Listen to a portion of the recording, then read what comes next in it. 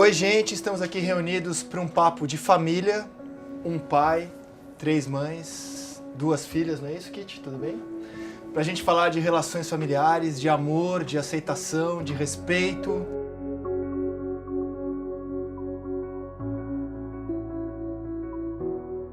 Posso começar com o papai aqui da turma? Pode, claro. Beto, tudo bem? Conta um pouco da sua história pra gente. Sou pai do Jacob, tinha um filho intersexo, ele era ambíguo. Na gravidez, né, primeira ultrassom, eles viram e falaram que era um menino.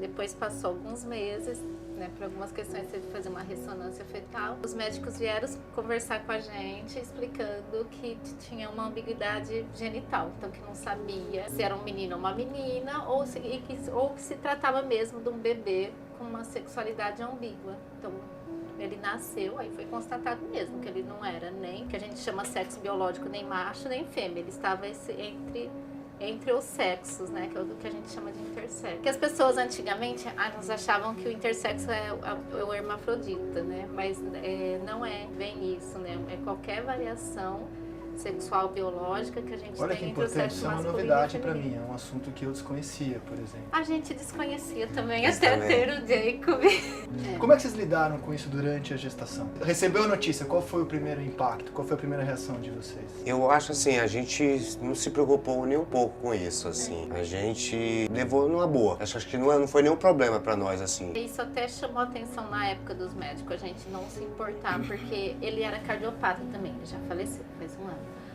E a nossa preocupação era com a cardiopatia, que realmente era um risco real para a vida. Ele ser intersexo era só uma questão muito mais problemática para a sociedade do que para ele, não afetava a saúde dele. E agora o coração afetava. Então quando falou, vieram com o maior cuidado, falar que ele tinha uma ambiguidade de sexo e tal, e para as equipes médicas no nascimento isso se tornou um problema muito maior do que a cardiopatia, porque para as equipes médicas é algo muito mais raro. Aí eles tinham um problema de preencher a declaração do nascido vivo, sexo masculino ou feminino. E não era um problema pra ele, era um problema pra sociedade. Sim. Eu acho que essa frase é Nem pra maravilhosa. nós, a gente queria ele vivo. Não importava se fosse o que ele fosse, entendeu? Mas era assim, se ele tivesse com a gente era bem melhor. Sou mãe de um rapaz gay, né, de 22 anos, que desde os 12 anos eu comecei a reparar que ele era diferente. E aí teve um dia que ele chegou com um coleguinha em casa. E aí o coleguinha, a primeira coisa que ele fez foi abrir os placar, tipo bailarina. Olha, tia, o que eu sei fazer? Thiago, vem cá, meu filho Thiago. Esse moleque é viado. Não quero você andando com ele, não. Isso. E eu só fui assim enquanto muitas mães são assim. Fui uma mãe extremamente preconceituosa, porque eu não conhecia, não sabia, vim de uma família hétero e não entendia isso. Meu nome é Ana Célia, eu tô fazendo 50 anos e eu sou mãe de 2 filhas biológicas e 6 do coração. Então a Kitty foi uma dessa filha do coração que chegou com 3 anos e 8 meses, trazida pela Daúde. A mãe, a gente acolheu a mãe e 2 filhos. E ela foi, as crianças ficaram. E ela tinha bastante dificuldade para falar, assim, uma criança atrasada para sua idade. Então depois que ela foi, o pouco que ela falava parou de falar. Então eu falava assim, vamos precisar levar no médico. Eu sou de Paraty, moro na zona rural. Questão da saúde, né? Todo lugar é difícil, SUS, essas coisas. Então a gente também tem bastante dificuldade. E uma psicóloga me ligou dizendo que ia atender a família. Olha, eu quero acompanhar o caso. Começamos a acompanhar a Kitty lá. E eu dizia assim, olha, tem uma coisa diferente nessa criança, mas eu não sei o que é. Porque ela passava o dia me olhando. Aí eu dizia, tá tudo bem? Já não falava, né? Tá sentindo alguma coisa? Eu dizia, gente, o que tem essa criança? A gente passou no mercado tardinho, assim, pra comprar uma coisa que você esqueceu e eu tava com os 2, ela e o irmão. Aí eu falei, vamos aproveitar que a gente tá aqui, vamos trocar as escovas de dente, fomos pra sessão. Aí ela parou na frente de uma escova da Moranguinho, ficou olhando a escova, olhava pra mim, olhava pro chão. Aí eu logo disse, essa não, filha, essa escova é de menino não usa. Vamos procurar outra, aqui tem uma com bolinha, com tal e tal. O Rafael já pegou uma rápido, o irmão, e ela ficou parada. Olhava pra mim. Aí eu falei, tá, pega essa escova pra gente sair do mercado rápido. Quando a gente pegou o coletivo pra ir embora, eu já achei diferença, assim. Parece que estava mais animada, apesar de não conversar. Aí no dia seguinte eu tô lavando uma louça, ela acorda. Aí fala assim, mãe, sou sua amiga. Eu falei, não, amigo. você é menino. Não, mas eu sou sua amiga porque eu sou menino. Eu falei, não, você é menino, vamos no banheiro. Eu botei ela, botei o Rafael, tirei a roupa dos dois, que assim, é no susto. Eu não tinha nem passava na minha cabeça o que era que podia acontecer. Nada. Sabe quando você não tem a menor noção do que tá acontecendo ali? Tá vendo? Seu irmão tem peruzinho, ele é homem, você é homem. Ela olhou pra mim e falou assim, sim, mas eu não queria ser. Eu queria ser menina e ter nome de menina. Aí que eu falei, você fala, bem séria, bem segura. Aí eu liguei pra psicóloga. Aí fui na psicóloga, ela, primeira pergunta, Ana Célia, você sabe que é um transgênero? Tudo leva a crer que nós estamos lidando com uma criança trans, mas é muito cedo, vamos acompanhando devagar. Comecei a chorar, porque ela fala assim, te explica na hora, mas você não tem essa dimensão de todas essas dificuldades, de todas essas lutas, de todo esse constrangimento.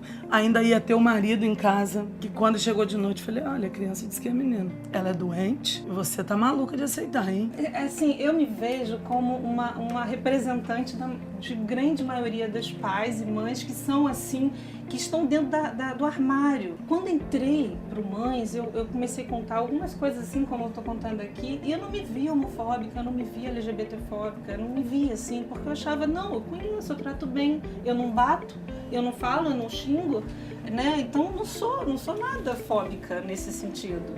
E sim, eu era. E aí que esse tipo de pensamento que se tinha lá atrás, é isso que se perpetua, né? De você, de criar pensamentos, criar hábitos, criar culturas que a gente hoje fala assim, olha, eu estava errada lá atrás, eu tenho uma série de Como é que você deu essa virada de você, eu estava errada e mudar a sua mente sobre o assunto? Uma série de reflexões com relação meu filho gosta de um homem, eu sou heterossexual, sou casada e meu filho gosta de um homem. Como é que eu vou explicar isso para a sociedade? Como é que eu vou fazer isso? Então isso lá atrás, eu só tenho um, vocês têm 4 filhos, né? Eu só tenho um. Será que eu dei errado? A culpa é minha? Eu tô errada? E isso aí é muito sério na nossa cabeça. 2 semanas depois que ela falou, a escola começou. Graças a Deus, vem uma ajuda, eles vão me dizer o que é, eles vão me ajudar. Quando chegou na escola, ela viu um balão rosa na sala que ela estava. E ela tentou subir para pegar e caiu e já deu o primeiro problema na escola.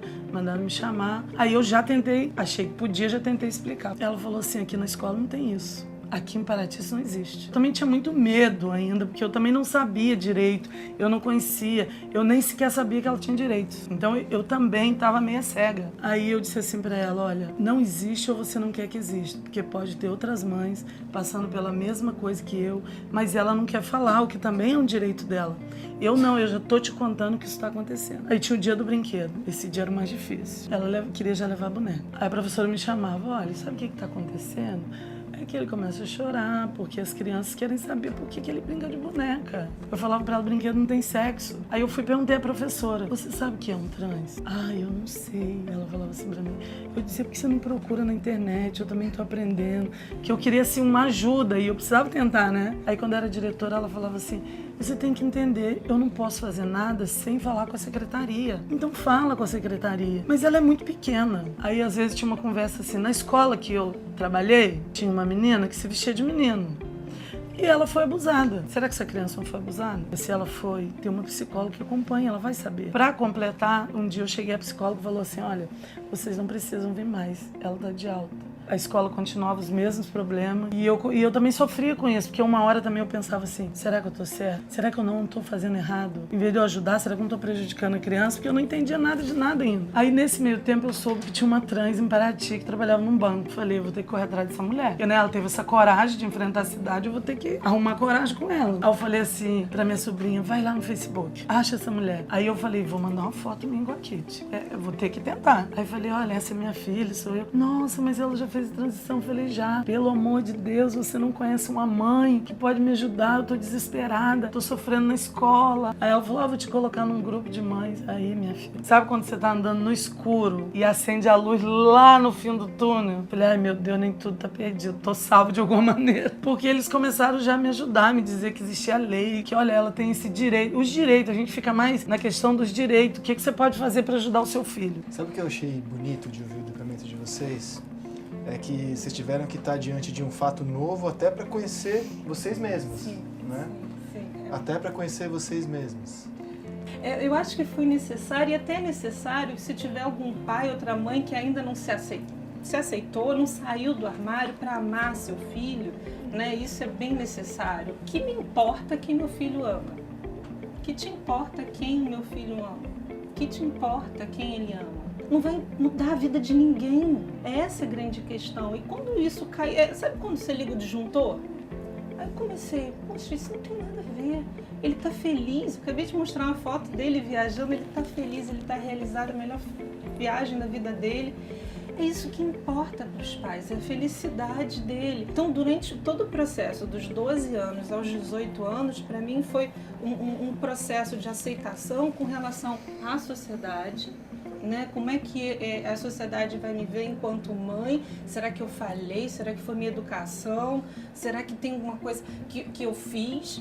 Né? Então, e não tem nada disso. As pessoas, se você tiver 4 filhos, 5 filhos, 10 filhos, cada um tem a sua individualidade, cada um tem o seu jeito e eles são assim. E eles são felizes, isso que é o mais importante. Hoje eu tô toda colorida, olha isso. Eu não tenho filhos, né? Tenho irmãos, muitos irmãos e irmãs. O que eu fiquei assustado ouvindo o seu depoimento é que nem a escola está preparada, o lugar onde você mais espera que esteja preparado para te amparar. Foi essa a esperança que eu fui. Com gente que estuda sobre como, em tese, lidar com essa situação, profissionais da área, se nem a escola está preparada para lidar com isso, eu acho que mostra como o país tem que caminhar muito ainda. Né? Assim, eu sou psicopedagoga, eu trabalhava em Secretaria de Educação e sexóloga. E eu trabalhava com questões de gênero já. O que a gente sente nas redes, por exemplo, quando você tem uma equipe capacitada, eu trabalhei numa equipe que às vezes vinham encaminhamentos pra gente assim, as professoras mandavam pra gente. Mas para chegar na nossa equipe, a professora tem que encaminhar para a coordenadora, diretora. É uma burocracia enorme para chegar na equipe especializada, onde tem pessoas que estudaram isso. É muito difícil chegar, muito. Tem algumas regionais só, cidade pequena vai estar desamparada. Só que quando chega, por exemplo, eu lembro uma vez, veio um caso para mim assim, um menino gosta de rosa. Eu falei, nossa, uma pilha, 500 encaminhamentos, criança com paralisia cerebral, um monte de casos assim, que se você for pensar em termos da psicopedagogia seriam prioridade. Eu cheguei lá, era uma situação caótica de bullying em relação àquele menino. Falta capacitação para os professores na área de diversidade, na área de lidar com inclusão social, de gênero, tudo mais. Falta, não tem capacitação. Meu filho estava com uns 13 anos. Fui chamada na escola porque meu filho estava com tendências homossexuais, com 13 anos. Para eu dar um jeito nisso. Dá um jeito. É isso. Como é que dá um jeito nisso? É um despreparo total. E eu tô falando de uma escola religiosa extremamente famosa em Niterói. Como assim não tem um preparo para receber? Quando alguém oferece adolescentes? fazer algo, as escolas também, elas têm medo da sociedade. Eu vou dar uma simples palestra sobre ST/AIDS. Tem que todos os pais autorizar, eu sou aluno maior de idade, porque eles têm muito medo de falar sobre sexualidade em escola, mesmo se for simplesmente para prevenção de doenças. A impressão que eu tive dessa reunião, tipo, mãe, o que você não está fazendo com seu filho? Por ele estar assim. Tipo, você tem uma culpa aí. A culpa você fez. do seu filho estar assim, com essa tendência homossexual. E aí eu voltei para casa, meu mundo acabou, eu chorava. Será que meu filho...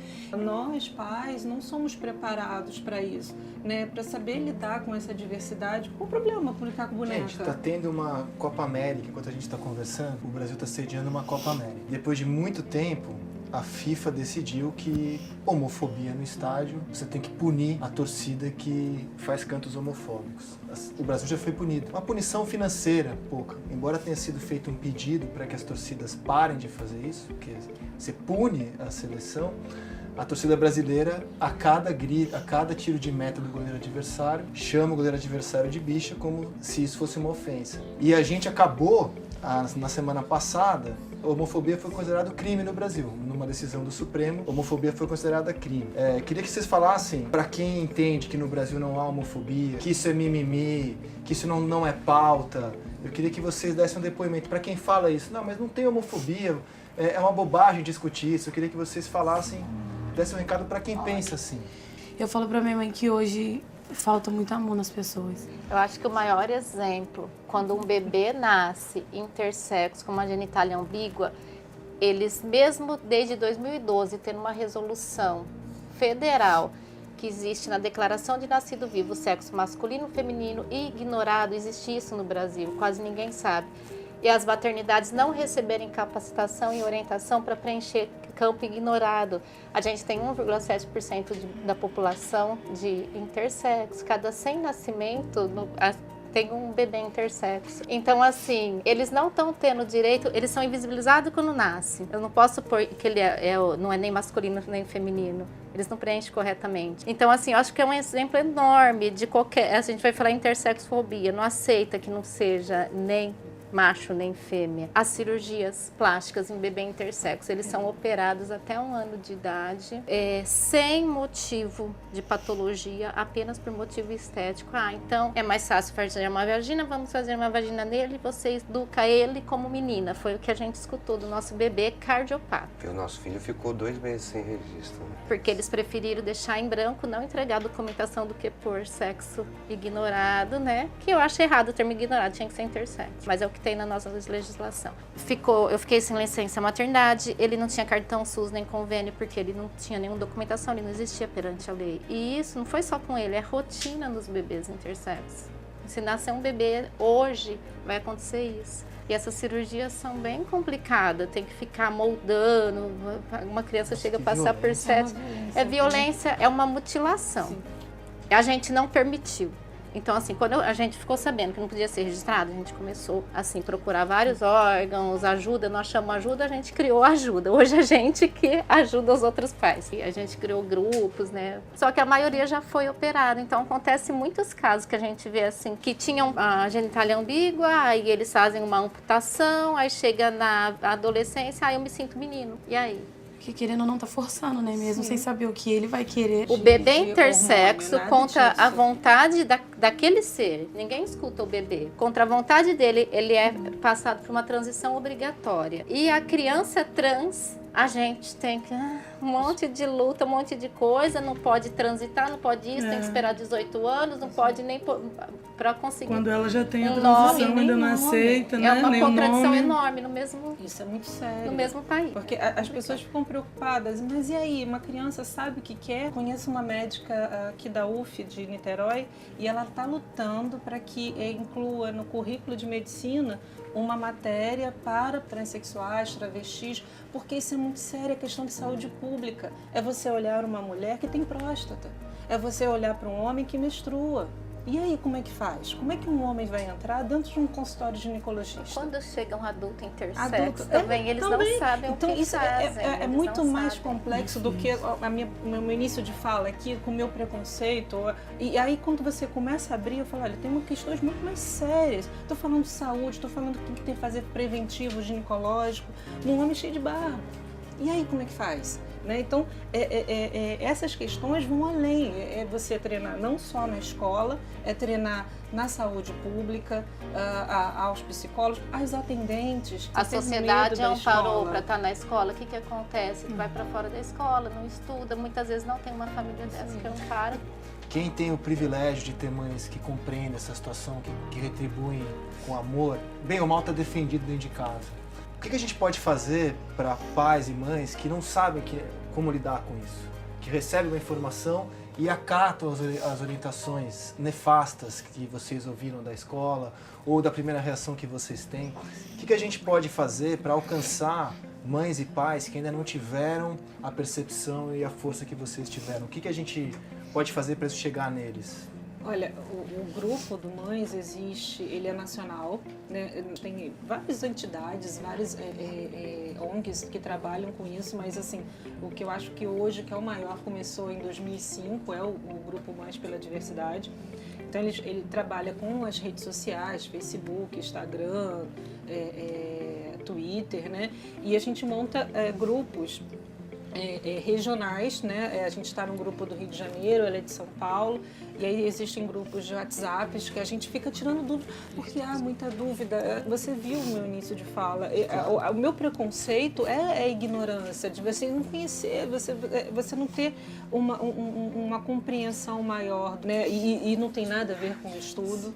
Mães que tinham amigos gays, que apresentaram para os filhos, que criaram os filhos ensinando que a aceitação é que é o certo, E quando chegou a hora dela se deparar Com com a filho. filha homossexual, Exatamente ela, isso. ela expulsou a filha de casa.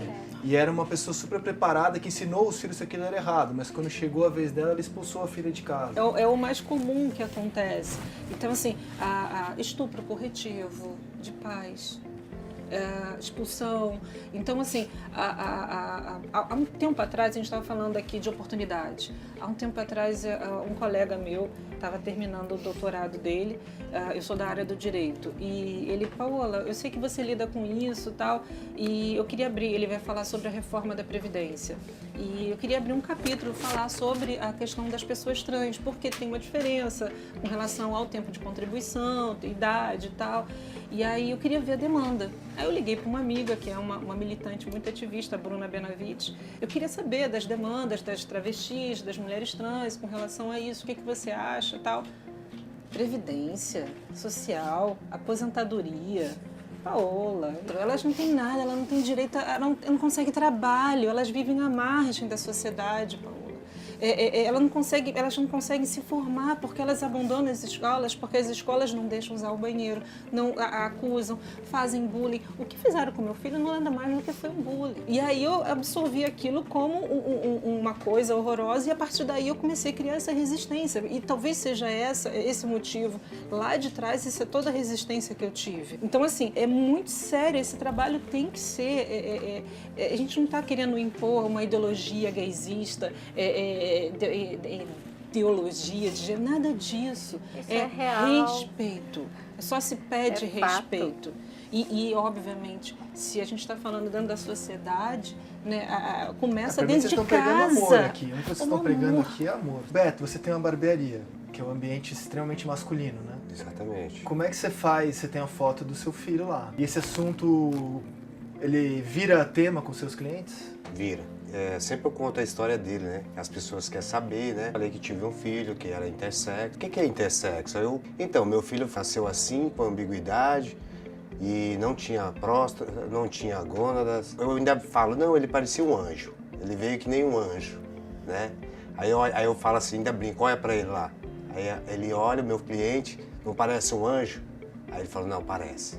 Aí os clientes começam a conversar, falar da história dele e tal, e tipo assim, aí as pessoas acabam entendendo, assim, mas fica meio assim, né? E aí a pessoa fica até triste, pô, eu só lamento pela morte do seu filho. Não, sem problema, mas assim, eu superei tudo isso, né? Mas assim, eu tô sempre falando para as pessoas conhecer, porque muito pouca gente conhece. Pouca demais, né, amor? Eu confesso que eu não conhecia até. Tem muita gente que não conhece. Eu queria deixar um recado, assim, para os pais, assim, que amassem mais os seus filhos, que quando eles nascem uma criança, um bebê lindo, e quando eles crescem eles vão ficar lindos para vocês. Só que, tipo assim, não ama ele do jeito que eles são, independente de qualquer coisa, do que ele venha a ser, sabe? Eu só falo isso pros pais, assim, para todos os pais que estão aí do outro lado e que estão nos vendo. Eu quero que ele aqui. até fale, a gente acha um absurdo quando a gente ouve alguém falar assim, ai, meu filho é gay, minha filha é lésbica, minha filha, ela morreu pra mim, eu vivo um luto porque minha filha é gay. Eles não sabem o que é luto. A gente sabe o que é luto. A gente sabe. E, tipo assim, eu tenho uma bebezinha de 1 ano e 3 meses. Eu deixo ela brincar de boneco, de boneca, ou ela brincar de carrinho, ela brincar de avião com os irmãos. Não tem problema algum, isso não vai fazer a diferença. Ela gosta de brincar de boneca, ela vai brincar de boneca. Se ela gosta de brincar de carrinho, ela vai brincar. Eu não vou proibir. Isso é a escolha dela. Isso eu não mando no corpo dela. Ela vai crescer, quem vai mandar no corpo dela é ela. Então é isso. Então ame mais seus filhos e dê amor. Aqui a gente fala de amor. A importância desse projeto do Mães pela Diversidade, muito. como esse projeto é importante até para vocês se descobrirem como mães. Né? Ontem a gente estava rindo que a gente fala que parente você não escolhe, é seu parente de sangue, não tem jeito. Mas família você pode escolher. E eu falo que o Mães é a extensão da nossa família, porque eu não sei se sobreviveria sem o Mães. Foi muito, mas muito importante de verdade assim na nossa vida.